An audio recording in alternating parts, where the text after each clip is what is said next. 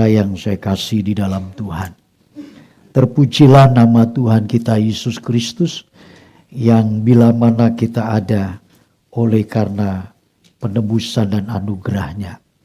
Saudara, tema yang saya ambil pada pagi ini adalah Allah yang setia. Allah yang setia. Sebab banyak sekali orang-orang percaya meragukan kesetiaan Tuhan. Mengapa? Karena kalau kita melihat di akhir zaman ini, tidak sedikit orang Kristen dibawa dalam satu fenomena. Untuk satu arus yang begitu besar, mereka semua digiring dan dibawa kepada satu tempat untuk tidak mempercayai lagi Tuhan. Dan oleh karena itulah kita melihat dalam kitab 1 Korintus ya. 1 Korintus pasal yang ke-10, sebelum lebih lanjut kita akan berbicara di sana. 1 Korintus pasal yang ke-10 ayat yang ke-13. Nanti LCD bisa menayangkan ini sehingga saudara bisa juga melihat di depan sana. Ya, 1 Korintus pasal yang ke-10 ayat yang ke-13. Ya. Jika Bapak Ibu yang bertepatan membawa Alkitab atau yang membawa handphone yang sudah ada Alkitabnya, silakan membaca. Dan bagi saudara yang tidak, silakan melihat di depan bisa ya. Ada oke? Haleluya, amin, puji Tuhan. Alhamdulillah. Ya, kalau sudah menemukan. Kita baca bersama 2, 3. Pencobaan-pencobaan yang kamu alami ialah yang tidak melebihi, sebab Allah setia dan karena itu Ia tidak akan membiarkan kamu pada waktu kamu dicobai, Ia akan memberikan kepadamu jalan keluar sehingga kamu dapat menanggungnya. Kalau diulang lagi, saudara baru dapat angka lumayanlah 80 ya. Dan kalau nanti saudara mau dapat angka 100, renungkan, pulang dan lakukan. Firman Allah berkata di dalam 1 Korintus pasal yang ke-10. Ayat 13, saya yakin sebagian besar orang percaya, orang Kristen memahami ayat ini. Tahu dengan jelas. Ya. Nah, kita coba melihat dulu apa yang dikatakan pencobaan-pencobaan yang kamu alami ialah pencobaan-pencobaan biasa. Untuk itu kita bisa melihat lebih dahulu definisi dari kata pencobaan. Ya. Nah, kalau kita melihat definisi daripada pencobaan menurut Kamus Bahasa Indonesia, di sana dikatakan dengan satu penjelasan, cobaan adalah sesuatu yang dipakai untuk menguji, itu cobaan. Jadi cobaan adalah sesuatu yang dipakai untuk menguji ketabahan dan iman seseorang, itu cobaan. Saya ulang sekali lagi ya, saya takutnya saudara ini masih pikirannya tadi di toko sepatu Toronto ya.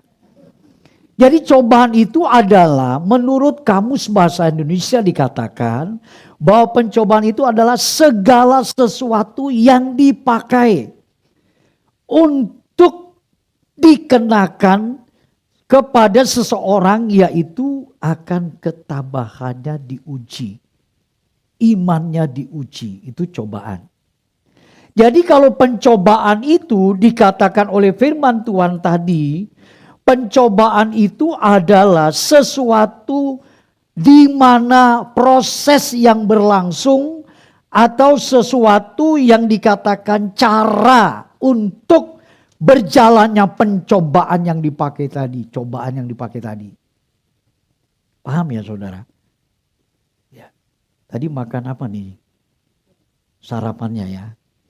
Jadi pencobaan itu adalah sarana yang di dalamnya untuk memproses seseorang sarana yang di dalamnya dipakai untuk memproses seseorang supaya ketabahannya dan iman percayanya itu menjadi kuat. Dan kalau firman Allah berkata pencobaan-pencobaan yang kamu alami adalah pencobaan-pencobaan biasa. Dan orang jatuh di dalam pencobaan, akhirnya dia menyalahkan situasi, kondisi orang, siapa saja yang ada di dekatnya menjadi objek untuk disalahkan. Dan untuk berangkat dari inilah ada 3 hal jika Tuhan izinkan biar Allah Roh Kudus bekerja membuka sirkuit berpikir kita. Yang di dalamnya kita ini sudah punya mindset sejak lahir. Begitu kita kenal akan kebutuhan, begitu kita kenal akan keperluan, kita sudah masuk ke dalam wilayah pencobaan. Kecuali kayak anaknya Yulin atau Diki ini, dia nggak mengenal pencobaan. Tapi begitu kita seseorang yang sudah mengenal kebutuhan, sudah tahu bahwa kita perlu, maka itu pencobaan datang. Dan kalau kita melihat ada 3 apa yang dikatakan oleh Alkitab tentang 1 Korintus 10 ayat yang ke-13 ini. Pertama, mengapa dikatakan biasa? Karena setiap manusia pasti mengalami pencobaan. Kecil besarnya pencobaan, kecil dan besarnya pencobaan terletak. Bagaimana orang itu punya mindset berpikirnya. Aduh, pencobaan saya Pak gede sekali. I gede inengah sastra sarjana. Jadi pencobaan saya besar sekali Pak. Enggak mungkin ada orang yang seperti saya menanggung. Jadi kecil besarnya pencobaan itu tergantung bagaimana orang memiliki pola berpikir terhadap pencobaan yang dialami. Atau orang lain yang melihat bahwa dia pencobaannya begitu luar biasa. Padahal kalau kita kembali dalam 1 Korintus tadi, pencobaan itu biasa. Jadi soal kecil besarnya itu tergantung dari mindset kita. Ada orang jatuh, jalan, tersandung dia. Aduh Tuhan, pencobaan. Kenapa nih bisa begini saya jalan. Baru tersandung dibilang pencobaan. Ada yang jatuh dari mobil truk. Dia nggak bilang pencobaan. Puji Tuhan kalau saya masih bisa berjalan. Jadi tergantung bagaimana mindset seseorang menerima keadaan itu.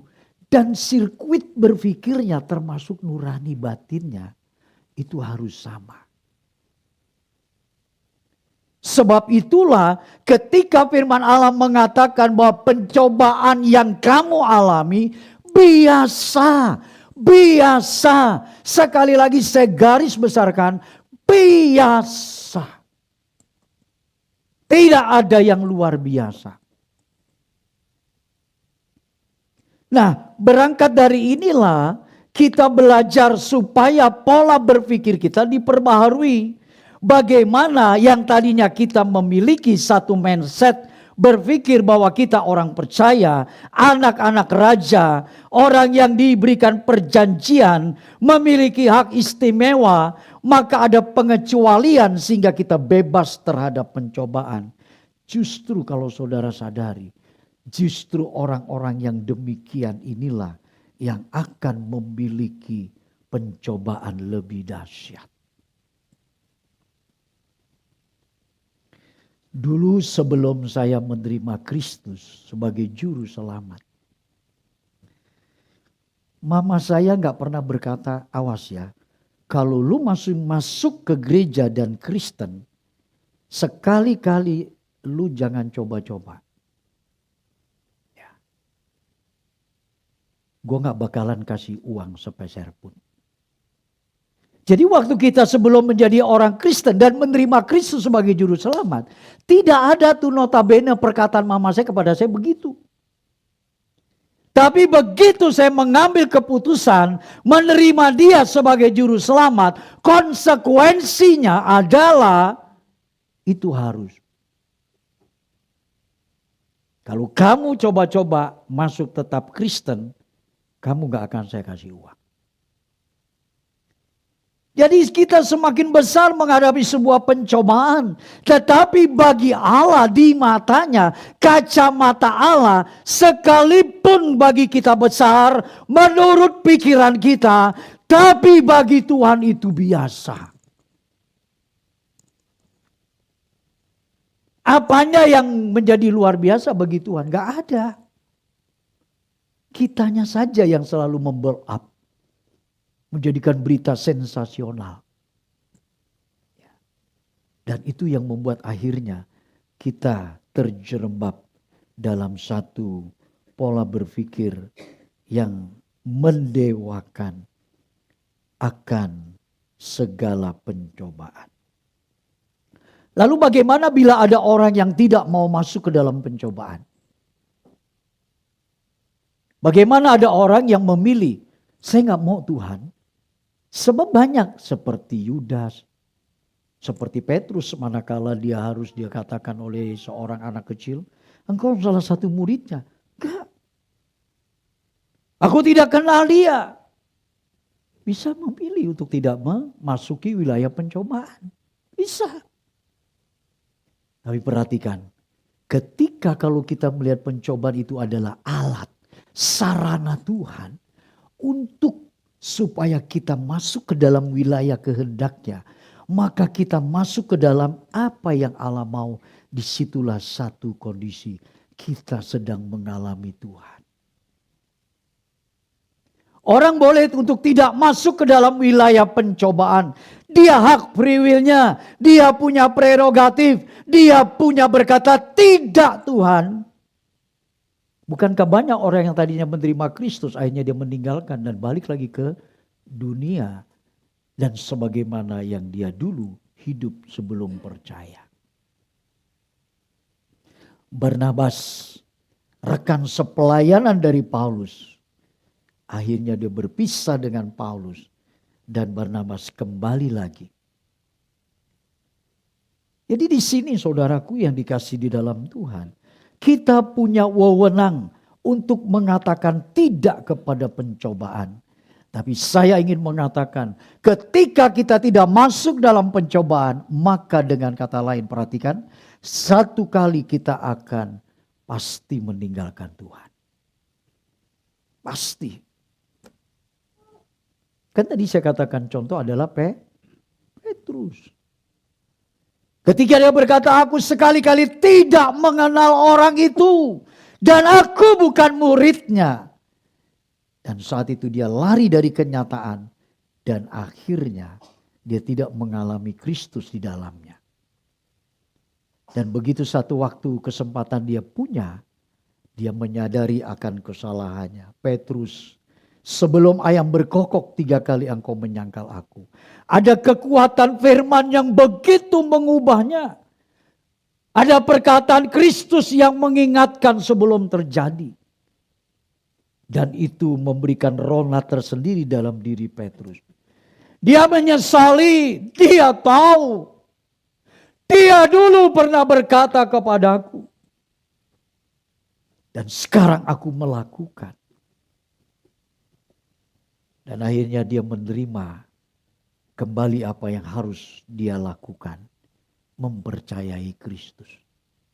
Mempercayai Tuhan sebagai juru selamatnya. Yang kedua, Bapak Ibu Saudara yang kasih dalam Tuhan. Ketika Allah berkata lewat firman-Nya melalui sidang jemaat yang ada di Korintus, Paulus mengingatkan bahwa pencobaan itu adalah hal yang biasa yang tidak melebihi kekuatanmu. Yang tidak melebihi kekuatanmu. Saudara, mengapa ayat ini muncul di tengah-tengah ketika Rasul Paulus itu sedang memberikan kontribusinya kepada jemaat Korintus. Manakala Petrus melulu jadinya dia, mohon maaf. Manakala Paulus sedang mengingatkan kepada jemaat Korintus ini, pencobaan yang kamu alami, pencobaan biasa yang tidak melebihi kekuatanmu. Karena Allah setia, Dia akan menolong dan memberikan jalan keluar kepadamu sehingga kamu dapat menanggungnya. Jadi Paulus sedang mengingatkan kepada jemaat Korintus yang ada di sana bahwa ingat nenek moyang kita dahulu. Nah, ini flashback ke belakang. Ini luar biasa sekali Paulus memunculkan ayat ini. Tetapi dia menarik satu situasi nenek moyang kita. Ya. Saudara, coba untuk itu kita lihat lebih dulu ya ayat 1, 2. Saya bacakan supaya saudara nyambung dengan ayat 13 tadi. Firman Allah berkata begini. Di dalam tema tersebut Alkitab menceritakan Israel sebagai suatu peringatan. Israel sebagai satu peringatan. Perhatikan. Aku mau supaya kamu mengetahui, kata Paulus. Saudara-saudara, bahwa nenek moyang kita semua berada di bawah perlindungan awan. Dan bahwa mereka semua telah melintasi laut. Ya, untuk menjadi pengikut Musa, mereka semua telah dibaptis dalam awan dan dalam laut. 3. Mereka semua makan makanan rohani yang sama. 4. Dan mereka semua minum minuman rohani yang sama. Sebab mereka minum dari batu karang rohani yang mengikuti mereka. Dan batu karang itu ialah Kristus. Perhatikan.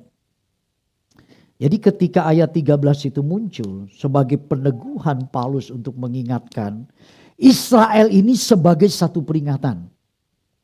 Oke? Kayak saya lagi ngomong sama cucu nih ya. Oke? Oke, Carol? Jadi Israel sebagai satu peringatan. Ya, momentum. Sekarang Paulus kenakan kepada Korintus.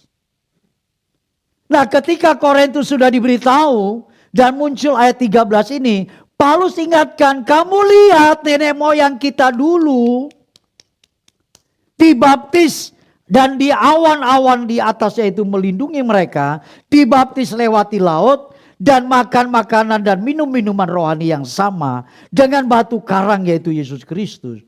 Dan selanjutnya sampai ada di antara mereka yang dikatakan oleh firman, karena ketidakpercayaannya kepada Allah, itu semua mati di padang gurun.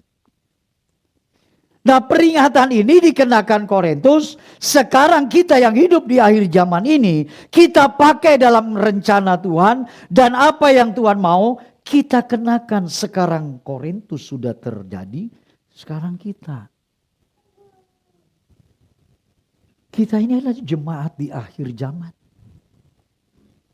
Kita gereja di akhir zaman. Kita mengalami apa yang dialami oleh jemaat Korintus.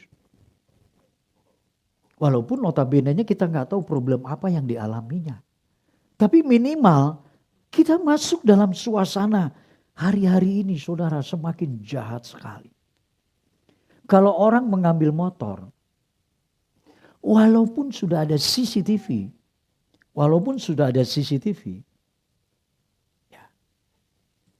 itu tertangkap. Begitu diketahui oleh pemilik dari motor tersebut dan berusaha pemilik kejar, saudara tahu apa yang digunakan? Senjata. Orang karena nyawanya masih dia pikir lebih penting dari motor, dia lepas. Motor diambil. Senapan yang tinggal menunggu. Tingkat kejahatan yang sudah semakin tak terkendalikan oleh keadaan zaman. Kalau kekristenan masih berkutat dalam notabene-nya, yaitu pencobaan yang sebenarnya biasa, tapi kita berkutat di situ. Kita nggak bergerak lebih maju. Kita tidak mencintai Tuhan sebagaimana mestinya cintanya kepada Allah.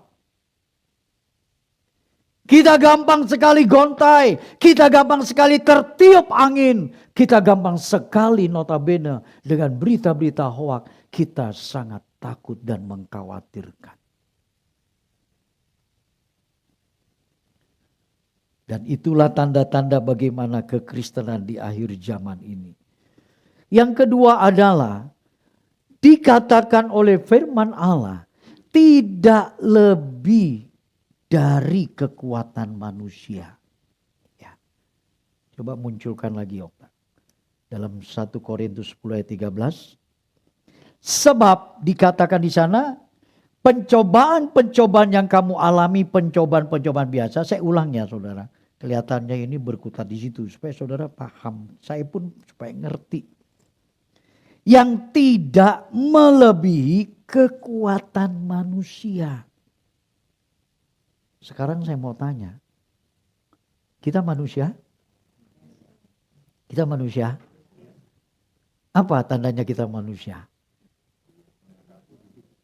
Makan, minum, pakai, nangis, dingin, panas. Ya, pilek dan seterusnya. Satu kali ketika dikatakan oleh firman Allah dan diketahui bahwa SMA. Saudara masih ingat istilah SMA ini? Gak tahu Pak. SMA itu sekolah menengah atas. Bukan. SMA itu Sadrak, Mesak, Abednego. Ketika diketahui bahwa mereka tidak menyembah patung Nebukadnezar. Konsekuensinya. Ngerti gak nih konsekuensi? Ngerti ya?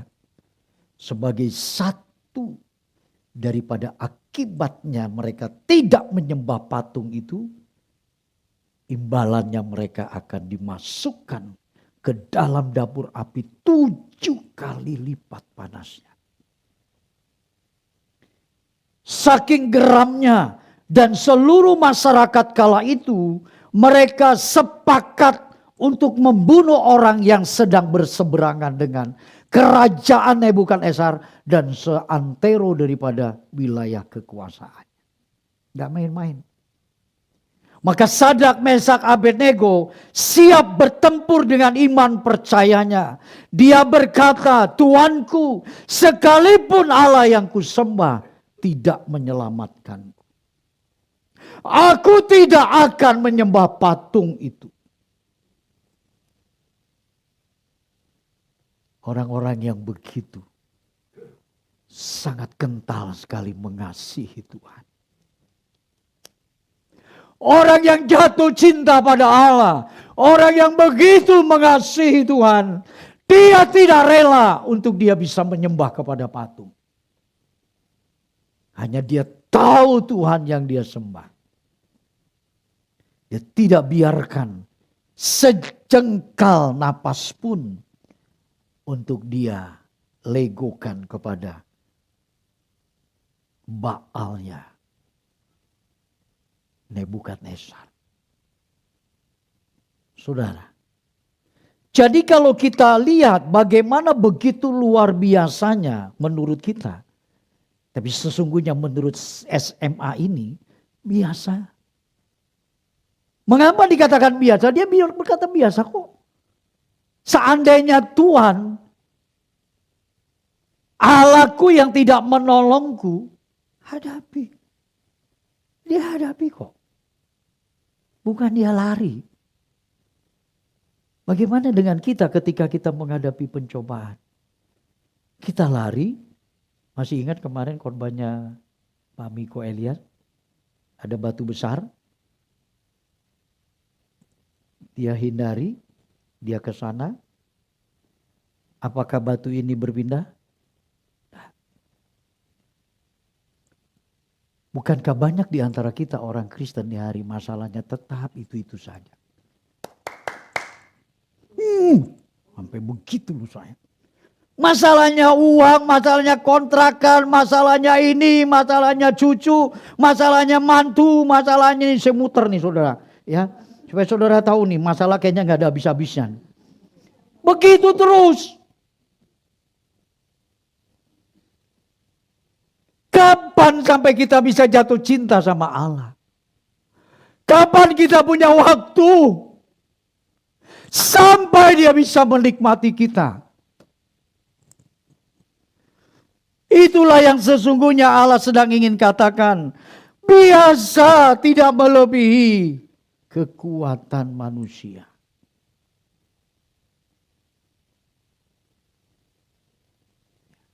Ada orang yang kita gak sukai di gereja, kita menghindar, kita gak ke gereja. Gak ada uang ini hari, udahlah, lebih baik saya gak ke gereja dulu. Kalah dengan hal-hal yang Tuhan mati di atas 2 juta. Kita kalah dengan hal yang begitu. Pantaskah kita mendapatkan surga? Pantas enggak kita dapatkan surga? Baru hujan sedikit saja gerimis, pilek. Panok kadas kudap, kurip dah tulung. Enggak ke gereja. Padahal di dalam satu persekutuan kita dengan Tuhan semacam ini, saya mau mengatakan Bapak Ibu Saudara, bukan kami diuntungkan, bukan gereja. Saudara, bagaimana Allah itu mau ada berhadirat. Terlalu picik dangkalnya kita berpikir tentang kemanusiaan kita yang hanya sebatas keperluan, kebutuhan dan seterusnya. Ada lintasan yang begitu jauh di sana. Kalau sampai pemazmur berkatakan Alkitab di atas semua itu mengatakan Engkau yang membentangkan langit Tuhan. Seolah langit itu tak terbataskan mana ujung, mana tempatnya. Engkau yang menaruh landasan dasar daripada bumi. Allah yang begitu besar. Masa engkau gak punya uang gak ke gereja? Masa hal-hal yang kecil kita bisa kalah? Aduh. Amsyong. You understand amsyong? Syong am. Ya, syong am. Kan kita bisa melihat saudara. Bahwa hidup kita ini sangat terbatas. Satu kali kita akan pulang. Bukan ke Condet. Kita pulang ke rumah Bapa. Kalau kita tahu, kita percaya. Itu hari yang kita nantikan. Kita bisa berjumpa. Kita memandang mata dengan mata. Kita berjumpa dengan orang yang dulu saya di bumi, dia di surga. Begitu kita pulang dan kita kembali, di sanalah adalah satu pertemuan yang indah. Nah, untuk merana masuk ke wilayah itu, maka kita harus diubah mindset cara kita berpikir ini. Dan jiwa rohani kita dibawa kepada, didorong pada dampak yang besar untuk kehidupan kita. Jangan kita terpaku pada hanya diri kita sendiri. Kita dorong diri kita kepada apa yang Tuhan mau. Menjadi pertanyaan saya kembali Bapak Ibu Saudara. Sadrak, Mesak, Abednego ini manusia atau robot atau makhluk dari angkasa? Manusia. Dia manusia. Tapi hebatnya. Tapi satu hal. Alkitab mencatat ada Sadrak, Mesak, Abednego. Dia menantang kematian. Dia menantang satu keputusan, decision dari salah seorang yang berkuasa saat itu. Dia tidak takut. Kalau orang sudah punya hati Tuhan, kalau orang punya cintanya Tuhan, kalau orang sudah bertemu dengan Tuhan, tidak takut. Tidak akan takut dengan masalah ini. Apalagi dikatakan masalah itu pencobaan biasa. Bagaimana kita menerjemahkannya? Satu kali mereka berkata, "Guru, mengapa engkau tidur diam saja? Lihat badai angin yang besar, kami akan mati binasa."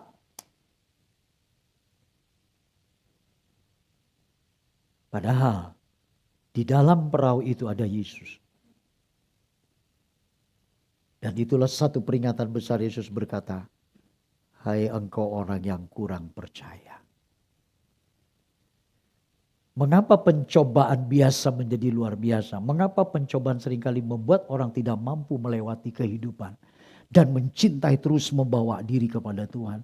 Kenapa itu bisa terjadi? Disebabkan dia takut dan tidak percaya bahwa hidup ini sedang berjalan bersama dengan Tuhan. Hidup kita sedang berjalan bersama dengan Tuhan. Yang ketiga, kalau dikatakan pencobaan itu biasa, tidak melebihi kekuatan manusia, dan dikatakan lebih lanjut di sana, sebab Allah setia. Itu tema yang kita ambil.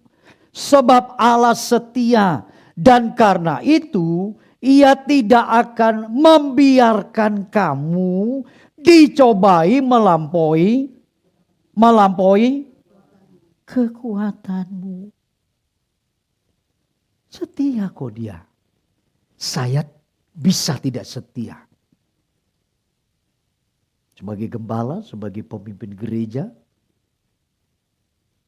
saudara mengharapkan saya dikala saudara membutuhkan dan seterusnya. Saya bisa tidak setia, saya tidak bisa taat dan seterusnya. Tapi dia setia. Firman Allah katakan, sekalipun engkau tidak setia, Allah tetap setia. Itu hakikatnya Allah. Dia tidak bisa memungkiri. Dia setia. Begitu banyak jatuh bangunnya orang percaya. Begitu banyak orang yang dulu menggemu-gemu cinta Tuhan. Haleluya! Haleluya! Haleluya! Waduh, ini tembok bergetar. Lampu-lampu bergoyang. Teriakannya, haleluya! Puji Tuhan, ayo nyanyi. Tapi begitu menghadapi masalah, selesai.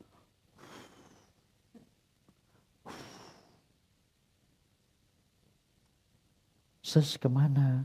Brur kemana? Iya Pak, hujannya gak ketahanan Pak. Aduh, emang gak ada payung? Payungnya rusak Pak. Jas hujan udah juga rombeng gak sempat beli.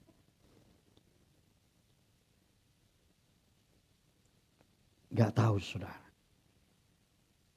Sebab Allah yang setia, Ia tidak akan membiarkan. Saudara percaya ini? Saudara percaya ini? Saudara percaya? Allah tidak membiarkan. Sekalipun mama saya berkata, kamu ingat mama tidak akan kasih uang sepeser pun. Tapi makan saya masih dikasih loh. Dikasih. Bukan dia berkata soal uang terus makan ukut jadi nggak dikasih. Nah, dia kasih saya makan. Dan juga dia kasih uang tapi hanya untuk ongkos sekolah. Jajannya yang dia tidak kasih. Apalagi Bapak yang di surga. Kita terlalu naif menafsirkan Tuhan, terlalu mengikuti mau kita supaya jadi apa yang kita mau. Apa yang kita inginkan, kita tarik dia ke dalam hidup kita dan wilayah kita. Padahal justru Tuhan ingin tarik dia ke wilayahnya supaya engkau bisa menikmati keindahanku yang Tuhan mau. Kita teringat satu cerita tentang Ayub. Saudara tentu tahu tentang Ayub. Dia adalah orang terkaya di negeri Uz. Terkaya. Harta bendanya bukan saja berbentuk banyaknya hewan ternak yang dimilikinya. Ribuan. Pekerja karyawannya pun banyak tak terhitung. Bukan cuma di sana saja dia punya. Saudara tahu? Keluarga yang begitu dikasihi, dicintainya pun. Istri yang berkenan, istri yang cantik, istri yang mendampingi. Dia punya 10 anak.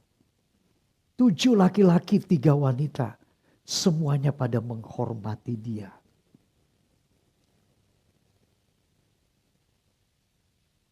Dalam waktu yang singkat firman Allah berkata apa? Karyawannya, Tuhan, hanya aku yang selamat. Ketika mereka sedang mengadakan pesta, angin ribut dan rumah dihantamnya dengan begitu saja. Tidak ada seorang anak Tuhan pun yang selamat. Dari 10 anak binasa dengan begitu. Dari begitu banyak hewan selesai semua. Seperti angin tornado yang mengambil semua hewan. Yes. Firman Allah mengatakan dalam hitungan sekejap. Ayub melarat, miskin, menderita, cacat tubuhnya. Cacat bukan tidak bisa jalan, sakitnya sampai dia harus mengerok dengan sebilah bekas pecahan-pecahan. Belingkah atau apa yang bisa diterjemahkan. Kalau kita melihat demikian, kita akan berkata sepakat semua bahwa Ayub mengalami satu penderitaan yang luar biasa. Catat, kita menerjemahkan luar biasa Ayub. Sungguh luar biasa menderitanya. Tapi ternyata memang Ayub juga sosok yang saat itu gontai. Tapi dia merevisi lagi apa yang menjadi kesalahannya. Dia revisi lagi apa yang menjadi kekeliruannya. Sampai dia berkata, dulu kata orang tentang engkau. Tetapi sekarang mataku dan mulutku yang melihat dan bercerita tentang engkau. Jadi penderitaan, pencobaan itu satu sarana untuk meningkatkan iman, ketabahan kita untuk kita mengalami Tuhan sampai kita tahu terlalu besar Tuhan.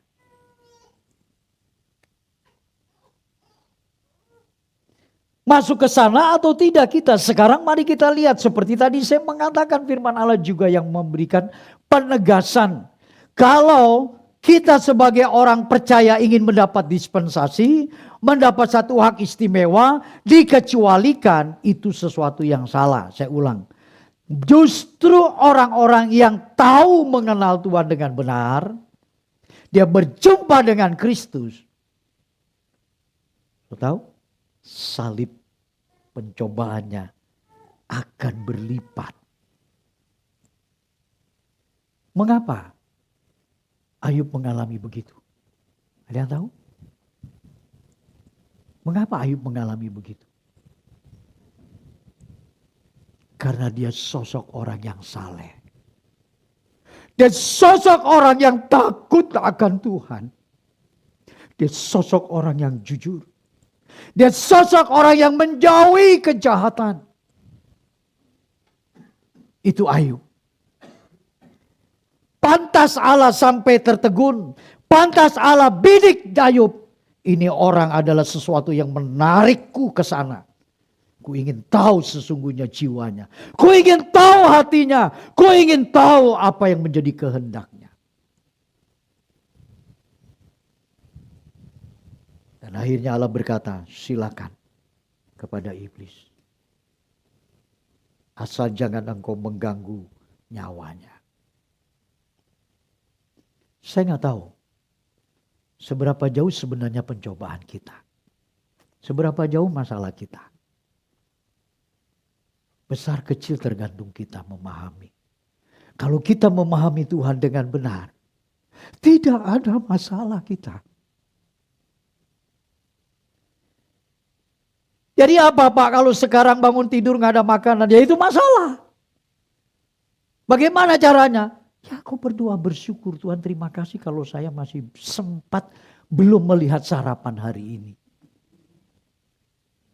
Kenapa kita mesti bersungut?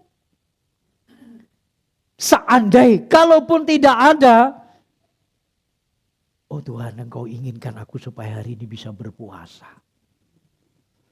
Kuatkan aku dan miliki aku sebagai tujuan puasaku mempermuliakan namamu. Kenapa kita mesti marah-marah kalau gak ada sesuatu yang kita inginkan? Kenapa kita mesti marah-marah? Kita menyalahi keadaan. Apalagi kita terus menyalahkan Tuhan. Seolah Tuhan tidak bertanggung jawab dalam hidup kita. Dalam aspek apapun. Nggak ada Bapak Ibu Saudara. Kita orang yang ditebus, kita orang yang sudah disucikan oleh Allah. Kita berharga di mata Tuhan. Sangat berharga. Sangat berharga. Kalau engkau tidak menghargai dirimu, bagaimana pencobaan yang kau alami itu adalah sesuatu kasih karunia Tuhan? Maka kau melewatkan momentum itu.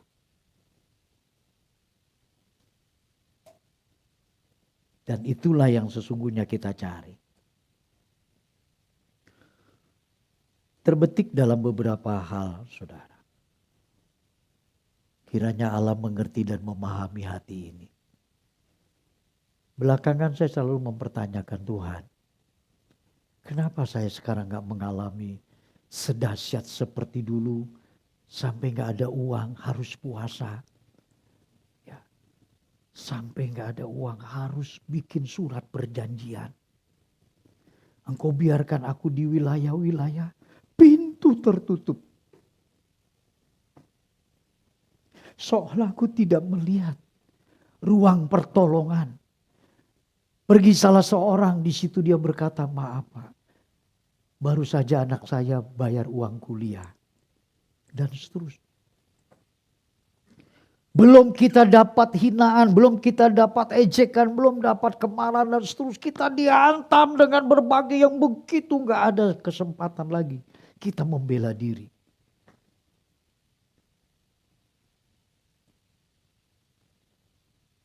Saya tidak mungkin ceritakan dari A sampai Z. Hanya dia yang mengerti mengapa itu terjadi. Tapi hari ini itu investasi yang sungguh luar biasa.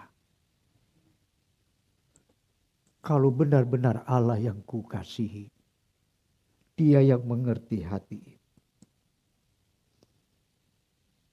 Tak pantas untuk mengumbarnya.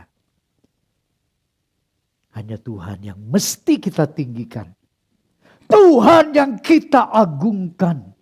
Kristus Yesus yang kita sanjung begitu luar biasa. Dan untuk menutup ini Bapak Ibu Saudara. Yang keempat. Karena masih ada 6 lagi ya Saudara. Kan saya gak bilang dari awal 10 kan. Saya cuma bilang 1, 2, 3, ini 4. Masih ada 6 lagi. Saudara enakan duduk, saya berdiri. Yang keempat dikatakan, Ia memberikan jalan keluar. Di sana dikatakan, pada waktu kamu dicobai, perhatikan ya, pada waktu, pada saat, pada di mana kamu mengalami, ya dikatakan di sana, dicobai siapa? Coba Okta keluarkan lagi, jangan, ayo supaya yang lain ini jadi. Dikatakan di sana, pada waktu kamu dicobai, apa? Halo? Ia akan memberikan. Ia akan memberikan kepadamu jalan keluar. Kenapa seringkali kita nggak seperti persoalan ini terlalu berat? Karena kita nggak percayakan pada Tuhan jalan keluarnya. Kita yang mencari jalan keluarnya sendiri. Oh kalau ini kayaknya aku lari kepada si A deh. Karena si A ini kelihatannya bisa tolong saya. Si A ini ya orangnya baik kok. Si A ini orang definisinya sudah kita, oh, pasti dia akan tolong kita. Kita seringkali berharap sama manusia. Kita seringkali berharap sama manusia. Entah dia istri, entah dia suami, entah dia majikan, entah dia bos, entah dia sahabat setia kita, entah dia rekan yang kita dekat. Saya mau mengatakan, jangan berharap dan menyandarkan kepada manusia. Kita pasti akan kecewa. You understand kecewa? Kecewa itu nenek moyangnya kucewa. Kucewa, ku kecewa. Bukan saja kecewa, ku kecewa. Saya banyak melihat saudara. Orang-orang dulu yang setia, yang semangat, yang berapi-api. Kedekatan dengan orang dan seterusnya. Ada persoalan, masalah yang seharusnya dia pikir gak harus dia jauh pergi mental dan meninggalkan Tuhan. Tapi itu terjadi. Karena dia kecewa dengan orang itu. Dia kecewa. Dia luka. Bukankah seharusnya itu tidak terjadi pada orang-orang yang mengasihi Tuhan? Kita salah mencarikan jalan keluar yang demikian. Padahal jalan keluarnya dia yang lebih tahu bagaimana tentang kita. Pak John punya masalah apa? Dia tahu jalan keluarnya. Bu Ave punya masalah apa? Dia tahu persis jalan keluarnya. Bukan suaminya yang tahu. Saya juga begitu. Saya punya masalah bukan Bu Sinta, Bu Gem. Bukannya Pak Gem. Bukannya Bu Gemuk ya maksudnya. Jangan-jangan Bu Gemuk gitu. Bukan dia tahu bagaimana jalan keluar masalahku. Tuhan yang tahu. Terlalu besar Tuhan kita. Dari usia 17 tahun dia terus membawaku untuk berharap hanya kepadanya. Tak pernah kutaruhkan pada siapapun. Bukan aku melebihi saudara, bukan. Dia mengajar.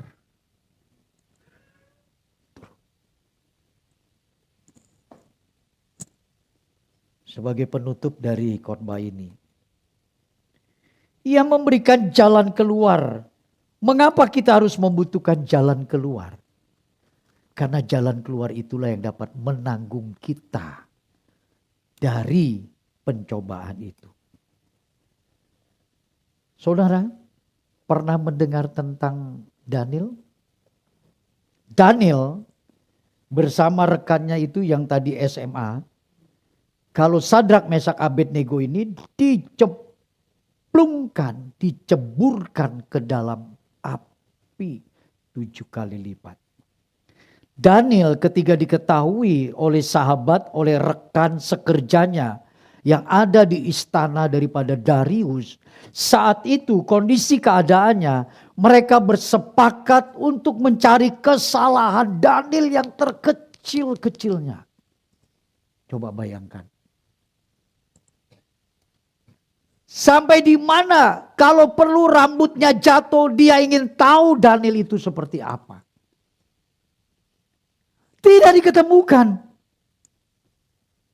Mereka semua mencari, nggak ketemu. Tapi ternyata hanya satu soal.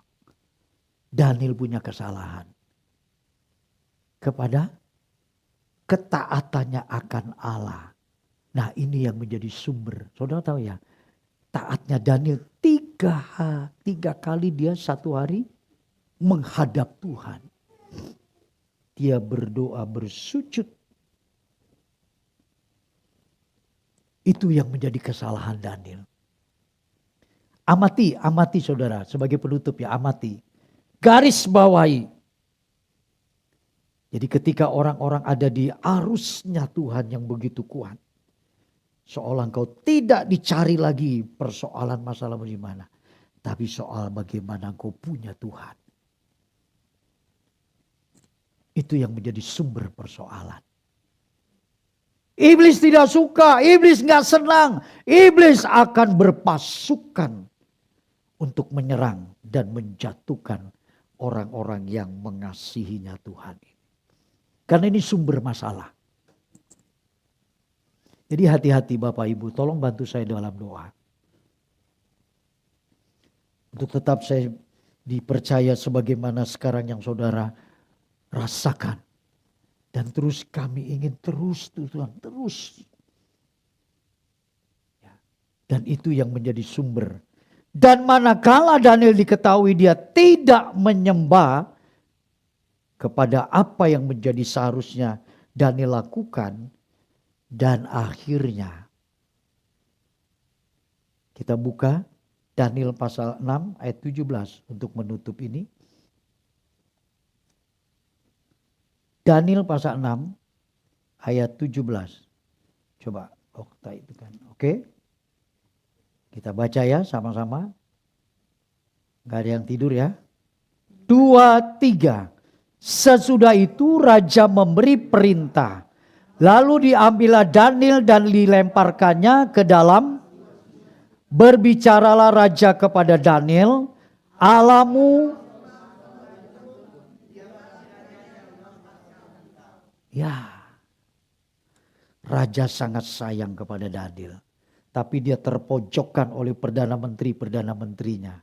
Engkau yang berkata kalau tidak ada yang menyembahmu, satu manusia pun akan diceburkan ke dalam gua singa. Sekarang Daniel melakukan Tuanku. Raja gak bisa menolak. Dan akhirnya karena begitu dia cintanya kepada Daniel, dia berkata, Allahmu yang kau sembah dengan tekun. Bukan dengan pikun. Saudara ya. Karena banyak orang menyembah Tuhan pikun. Sembahlah Allah yang kau percayai, yang kau sembah, yang kau cari, yang kau doa, yang kau selalu ada pada tekun. Tekun, Bapak Ibu, ini tekun bukan makanan dari lemper. Dalamnya itu oncom dan seterusnya. Bu Debi suka bawa tuh kalau hari Rabu. Lemper dah tuh sampai saya mau bicara. Tekun. Jadi kalau kita tidak mencari Tuhan dengan tekun, nothing, kita gak menemukan. Jadi cari Tuhan bukan 2 jam di Serafim pada hari Minggu begini, bukan. Dia lost. Maka orang yang menemukan Tuhan itu harus dengan tekun. Di mana? Di jalan, di rumah, di kantor, di sekolah, di pasar, di toko. Cari Tuhan di situ. Sekalipun kita lagi bekerja. Saya dapat satu pembukaan begini Bapak Ibu. Kalau kita di ruang doa, kita bisa sampai menangis. baik sekali Tuhan. Tuhan tahu, iya lu gak ada siapa-siapa, makanya lu begini doanya. Tapi di luar, kita beringas, kita kejam, kita bengis, kita orang gak tahu diri. Tuhan bilang, di ruang itu kamu bisa begitu, tapi di luar gimana? Sama.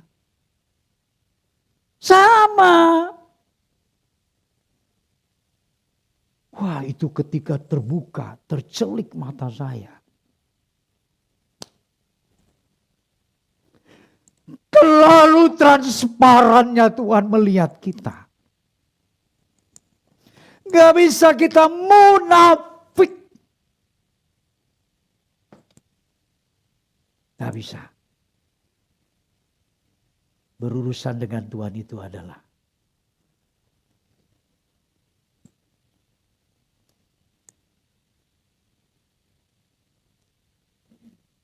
dengan tekun. Dialah kiranya yang melepaskan engkau. Haleluya. Kita sama-sama berdiri. Kita akan nyanyikan satu pujian. Engkau ada di setiap musim hidup.